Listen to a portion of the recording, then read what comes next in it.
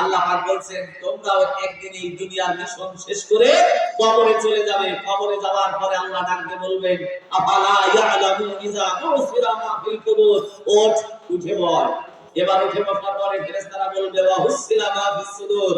ওই যে 27 জানুয়ারি দিনটা ছিল মঙ্গলবার, মঙ্গলবারই তো আছে, দিনটা ছিল মঙ্গলবার।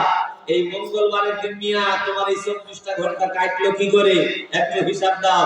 সেদিন যদি আপনি বলেন ওই বিয়ান আর বিয়াই আইছিল তাই জাতি দেরি হয়ে গেছে, মনে যাচ্ছে একা জাতি ভারী নাই।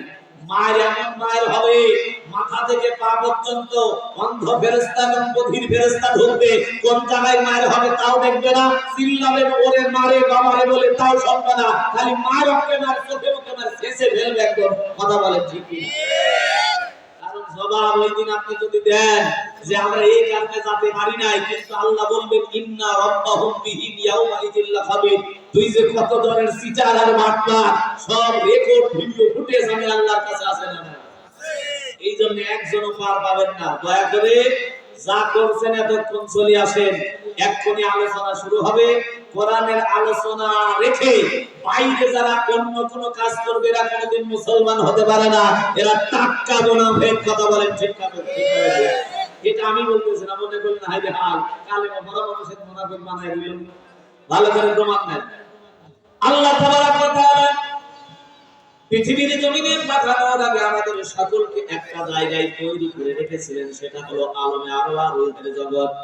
এই জগতে হিন্দু ছিল, বৌদ্ধ ছিল, খ্রিস্টান ছিল, নাসারা ছিল, আওয়ামী লীগ ছিল, বিএনপি ছিল, জামাত ছিল, জাসদ, কমিউনিস্ট, পৃথিবীতে যত মানুষ ছিল সব রূহগুলোকে আল্লাহ রাব্বুল আলামিন একত্রিত করে একটা প্রশ্ন করলেন আলাস্তু বিরাব্বিকুম, আমি কি তোমাদের রব নই? ওই দিন রূহের জগতে যারা মিষ্টির দোকানে আছে, যারা বাড়িতে আছে, যারা এখানে আছে, কসম আল্লাহ বিল্লাহি ওয়াল্লাহি আল্লাহি, ওই দিন সবাই একত্রিত হয়ে বলেছিলাম ক্বালু বালা, নিঃসন্দেহে আল্লাহ আপনি আমাদের রব, আপনি আমাদের পালনকর্তা। চিল্লায় বলেন ঠিক কি না? আল্লাহ এবার এই সাক্ষ্য গ্রহণ করার পরে ডাকতে বললেন বান্দারে, আমি তোদের রূহের জগতে রাখার জন্য তৈরি করি নাই, আমার খলিফা হিসেবে তোমাদের দুনিয়াতে পাঠাবো। এখন দুনিয়াতে যাওয়ার পরে কি করবা?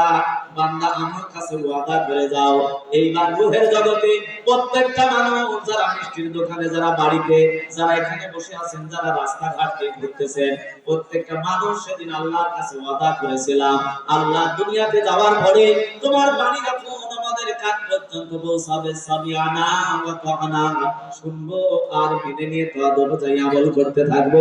চিল্লায়ে বলেন আল্লাহু আকবার।